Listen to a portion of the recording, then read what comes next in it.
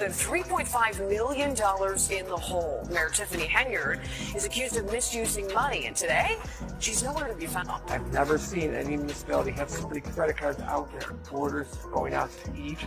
It is mind-boggling. Well, you don't answer questions. There's something to hide here.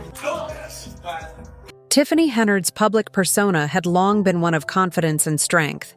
She appeared carefree and capable, the picture of leadership. But as panic began to take hold of the community, more and more people turned against her. In a shocking twist, one of Henyard's former trusted aides came forward, exposing the depth of the corruption and questionable behavior that had been occurring under her leadership. The revelation left the community in shock as it unraveled a web of unethical actions hidden behind closed doors. The drama surrounding Henyard's death intensified, especially with the continual emergence of new details that complicated her already fragile situation. Henyard had once been seen as the head of a political empire that seemed unstoppable, especially with strong figures like Tenham and Dalton helping to hold everything together. However, this empire quickly collapsed, and with it, Henyard's reputation crumbled. Despite her external image as a superwoman, the truth about her actions slowly came to light. Carmen Carl, a once trusted member of Henyard's team, played a key role in her downfall when she publicly exposed the shocking truth. Carl had remained silent for years, but could no longer ignore the mounting evidence of unethical behavior. She accused Henyard of using predatory tactics to consolidate power, manipulating residents, employees, and vendors to maintain her political reign. Carl revealed that Henyard had fabricated a false sense of success, financed by taxpayer money, while living extravagantly and making questionable financial decisions. Carl explained that she had stayed silent for so long out of trust for Henyard not wanting to cause harm. But as she witnessed a growing pattern of misconduct, Carl felt she had no choice but to speak out. She made it clear that she wasn't doing this for personal gain, but for those who had suffered under Henyard's leadership. Her statements only fueled the fire as Henyard tried to deflect responsibility during a public speech. Instead of addressing the concerns, Henyard attempted to shift blame elsewhere, but her defense only highlighted the gravity of the situation. The community was stunned by Carl's sudden willingness to speak out, and Henyard's attempts to discredit her backfired. Carl had reached her breaking point, and the more she revealed, the clearer it became that Henyard had been involved in numerous unethical actions. Henyard's control over the narrative was slipping, and public frustration began to rise. Chris Gonzalez, a trustee who had been vocal for months about Henyard's financial misconduct, continued to demand transparency. He pushed for the release of financial records and questioned Henyard's growing list of questionable spending habits. Gonzalez's persistence eventually led to a heated board meeting focused on financial mismanagement, where the board began preparing to propose new laws to combat corruption, including restrictions on travel expenses and measures for greater accountability. However, the most surprising moment came when Gonzalez nominated Henyard for a crucial board position despite the mounting evidence against her. It seemed an odd decision given the tense atmosphere, but it was revealed that Henyard had applied for the position earlier in the year. Gonzalez's nomination came just minutes before the midnight deadline, sending a clear message that Henyard's once unstoppable financial power was now on the verge of collapse. Although Henyard was appointed to the position by a slim vote, the decision did little to slow the growing tide of opposition against her. In fact, it only highlighted the division within the township and the erosion of her once solid support base. What had once been a tight-knit group of allies was now splintering under the weight of Henyard's corruption. As more people came forward to share their stories of being manipulated by Henyard, the community's distress grew. Tensions remained high as the township braced for the next shocking development in the scandal. Henyard's fall from grace was swift and dramatic, but the drama was far from over. With each passing day, it became clearer that the once powerful mayor would soon face the full consequences of her actions. The allegations of financial misconduct and unethical behavior weren't just political rivalries. They were matters of public trust and accountability. Henyard's refusal to take responsibility only deepened the backlash, and the growing public disillusionment with her leadership was undeniable. In the midst of it all, Henyard's political career continued its downward spiral. Her efforts to maintain control through manipulation and deception grew more ineffective, leaving her isolated from former supporters and allies. The walls of her political empire were closing in, and it was clear that the once dominant figure in local politics was on the verge of losing everything. As Henyard's reign came to an end, the community began to rebuild, healing from the damage site. Township Supervisor, how do you feel right now? Oh man, I'm overjoyed. I see this coming. Yeah. That means that I am truly. The nomination of Tiffany Henyard for a key role by the Dalton Township Board of Trustees sparked immediate controversy and unrest in the community. Many residents believed the board was trying to push the decision through without proper public scrutiny, fearing that trustees were attempting to avoid a backlash that would inevitably follow an open decision-making process. The impact of trustee Chris Gonzalez's hasty nomination was felt swiftly, escalating the already intense unrest surrounding the mayor's office. Naturally, Dalton's residents were outraged. One particularly vocal resident expressed their anger, saying, "I'm devastated that this woman came into our town and wasted all of our tax dollars." Carmen Carl, a former ally of Henyard, echoed the community's growing frustration, asserting that the consequences of Henyard's alleged financial improprieties had reached a breaking point. The community was united in their belief that Henyard should be removed from office. Gonzalez, who had previously supported Henyard, was no longer fooled by her actions. Her attempts to maintain control during a board meeting only fueled further dissatisfaction. At that meeting, Henyard pushed through an important agenda item and requested backup invoices from the finance department.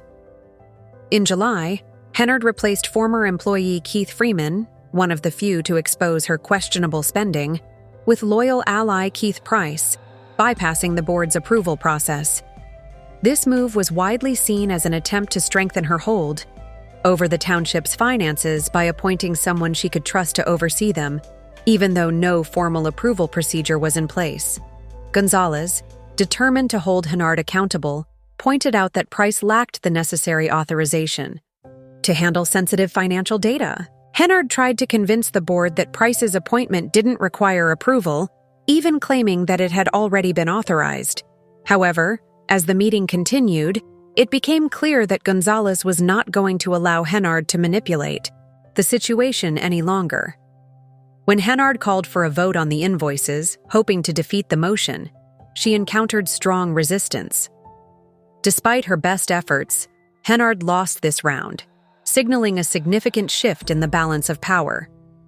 Henyard was the only trustee to vote against obtaining the invoices, while Gonzalez and Carl voted in favor of acquiring the financial records. The people of Dalton eagerly awaited the results of the vote, hoping it would mark a turning point in their fight for greater accountability. Unfortunately, despite the board's victory, Henyard remained in power, and the struggle for control of Dalton continued. Henyard attempted to regain control of the situation, defending her position at every turn, but her efforts to expose her enemies and shift the blame for her financial mismanagement only deepened the growing distrust in her leadership. Meanwhile, support for those calling for accountability continued to grow. The tide was turning against Henyard, but it remained unclear whether she could weather the storm and retain her position. In a last-ditch attempt to reverse recent ordinances designed to limit her spending and improve oversight, Henyard convened a special meeting of the Township Board.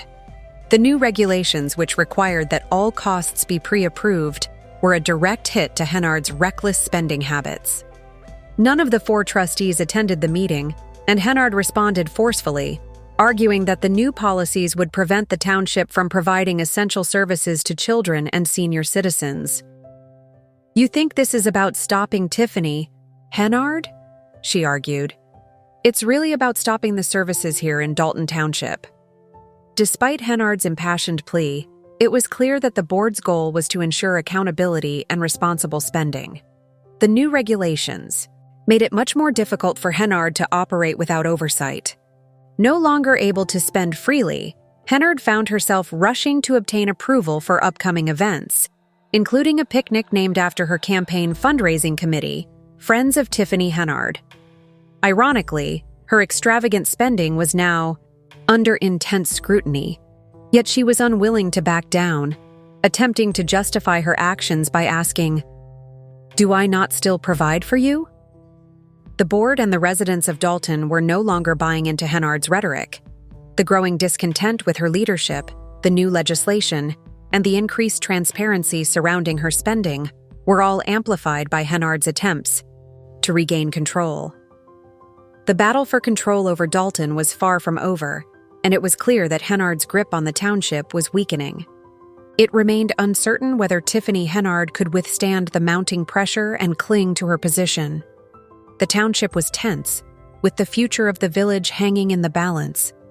Once passive residents were now demanding accountability and change, while board members who had previously supported Henyard were beginning to turn against her. The growing scrutiny of her financial misconduct and unethical behavior made it increasingly clear that Henyard's political empire was on the verge of collapse. The call for transparency and integrity in local leadership gained momentum, signaling that the citizens of Dalton were ready to fight for a better future, one built on responsibility, integrity, and openness. The tipping point arrived when Henyard announced at the annual Friends of Tiffany Henyard picnic that a community event could not take place due to the board's failure to meet and vote on it. She attempted to create a sense of urgency around the issue, framing it as a crisis. "The supervisor will undoubtedly continue to make it seem like there is a crisis," Henyard warned.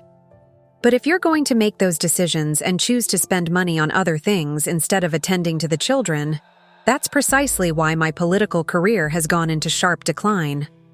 Trustee Chris Gonzalez quickly shut her down, reminding the public that the real issue wasn't Henyard's personal interests, but her repeated failure to prioritize the community's needs. He pointed to the troubling $200,000 payment to Oak Construction Company, which had raised more than a few red flags. The payment, allegedly for roof and window replacements at senior homes, was under intense scrutiny. The problem? The owner of Oak Construction, Alex Northeast, had been awarded the contract after paying a Cook County assessor to lower property taxes on his business. To make matters worse, no formal agreements or competitive bids were ever made for the project, and the company's owner had a notorious reputation for connections to tax fraud schemes and fake house repairs. Despite the dubious history of Oak Construction, Henyard continued to support the deal, even though Northeast was facing jail time. Her unwavering backing of this shady transaction highlighted her irresponsible behavior and disregard for Dalton's senior citizens. The public was outraged, and local leaders began to connect the dots between Henyard's financial mismanagement and the growing crisis in the township. Things took another dark turn when federal investigators uncovered a troubling new lead. Former Deputy Police Chief Lacey, a trusted ally of Henyard, was facing serious legal charges, including 9 counts of perjury, bankruptcy fraud, and making false statements. This wasn't the plot of a crime thriller. It was Dalton's harsh reality. Federal authorities confirmed that Lacey's actions had played a significant role in undermining Dalton's morale and leadership. Lacey had been one of Henyard's closest confidants, and their relationship appeared to be mutually beneficial. Despite Lacey's mounting legal problems, he remained loyal to Henyard, and it became increasingly clear that the two had conspired to use their positions to abuse power for personal gain. Federal investigators revealed that Henyard and Lacey had been involved in using taxpayer money and public trust to fund their lavish lifestyles. They were also accused of embezzling public funds, diverting money meant for community development into their own pockets. The more the investigation uncovered, the clearer it became that Dalton's leadership had been deeply compromised. Henyard continued to defend her actions, but as the scandals mounted, it became more difficult for her to maintain her position. Lacey's ongoing support of Henyard raised serious questions about the extent of their collaboration, and the details that continued to emerge left the community in shock. The public's faith in their leaders was shattered, and residents were forced to confront the scale of the corruption that had plagued their township. The federal investigation was far from over, and as more details came to light, Henyard and Lacey's political careers seemed increasingly doomed. The charges against them represented not only personal failings, but a gross betrayal of the public's trust. The once promising careers of Henyard and her allies were now in freefall, with the community demanding accountability for their actions. Into the end, the investigation uncovered widespread corruption that had weakened the very foundations of Dalton's government. Henyard and Lacey's actions, once thought to be isolated, were part of a larger pattern of corruption that had undermined the township's ability to serve its residents. As the community rallied for reform, it became clear that restoring trust would require more than just removing a few bad actors. It would require systemic change. The saga of Henyard's fall from grace was far from over. As federal investigators pieced